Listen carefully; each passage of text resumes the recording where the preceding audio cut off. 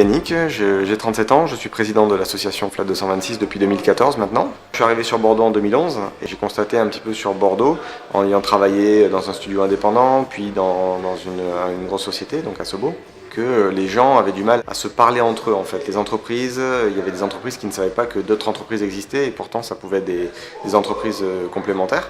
Et bon je voyais qu'il n'y avait pas de game jam non plus organisé. Moi j'avais envie d'en faire parce que je trouvais ça très intéressant. On a créé l'association pour faire discuter les gens entre eux, pour augmenter un réseautage déjà existant, parce que il y avait déjà Bordeaux Games à l'époque. Et puis aussi parce que moi j'aimais bien les game jams. J'étais pas tout seul à l'époque et puis on voulait un petit peu les organiser sur Bordeaux, sachant que personne n'avait organisé encore de game jam de manière régulière.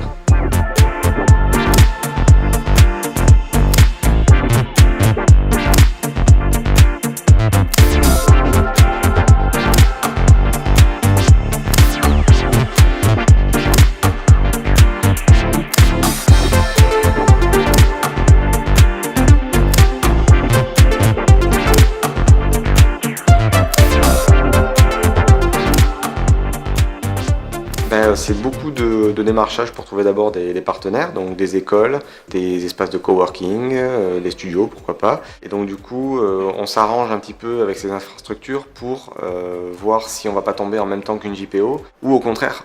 Il faudrait que ce soit pendant une journée porte ouverte parce que y a une politique de communication qui est que pendant une journée porte ouverte, on peut montrer à ceux qui viennent visiter que l'école participe par exemple à des événements un peu plus grands. Et puis c'est beaucoup de mailing, bien sûr on a les adresses de tous les étudiants. On ne s'adresse pas aux studios directement ni aux écoles directement, on contacte directement les étudiants.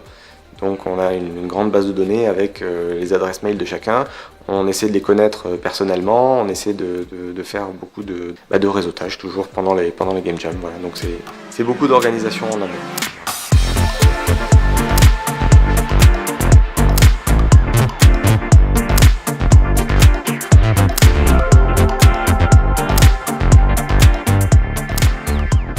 Alors, la première édition, on avait 26 inscrits et 24 participants. La dernière édition de la Global Game Jam, on a eu plus de 120 inscrits. Et là, celle où on est actuellement, c'est 80 inscrits à peu près. Le bouche à oreille a fait que ça a très bien fonctionné. Et puis, il y a un vrai public pour les Game Jam.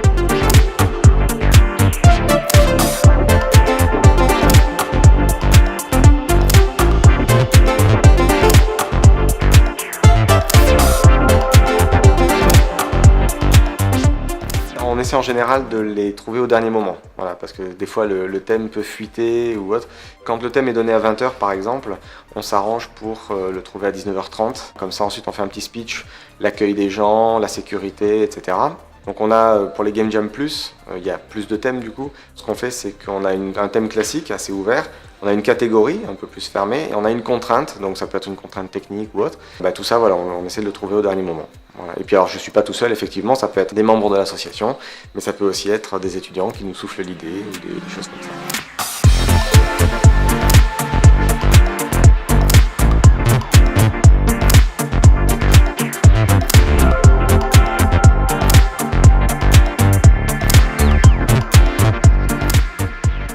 Alors bon, j'ai fait une moyenne rapidement, 36 heures on va dire, puisque j'essaie de dormir 6 heures la première nuit du vendredi au samedi, et puis 6 heures dans la nuit de samedi à dimanche. Donc sur 48, si on enlève 12, voilà, ça fait à peu près 36 heures.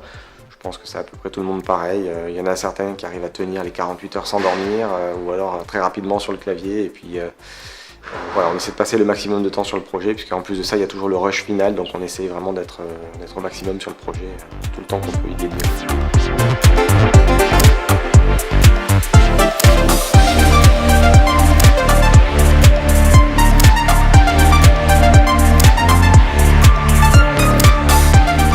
Alors, une Game Jam n'est pas un concours de base, donc tous les participants viennent développer un jeu vidéo, mais il n'y a aucun enjeu si ce n'est de terminer son jeu. Par contre, ensuite, on a un partenariat avec le Random Bar, qui est un bar gaming situé Barrière Saint-Jeunesse. C'est le mercredi soir qui suit la Game Jam, qu'on se retrouve là-bas, et les équipes qui le souhaitent, en fait, peuvent présenter leur jeu et le soumettre au vote du public. C'est toute une soirée de playtest qui s'ensuit, et à la fin, le jeu qui a remporté le vote du public, en fait, remporte soit un mètre de shooter offert par le bar, soit lorsqu'on a des partenaires comme Croque Cuir, Very Bad Geek et dans le futur on espère Game Cash.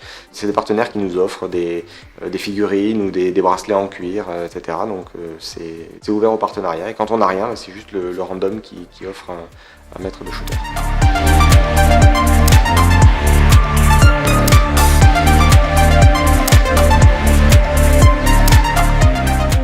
Donc pour tout ce qui est activité Flat 226, vous pouvez nous retrouver sur la page Facebook Flat 226.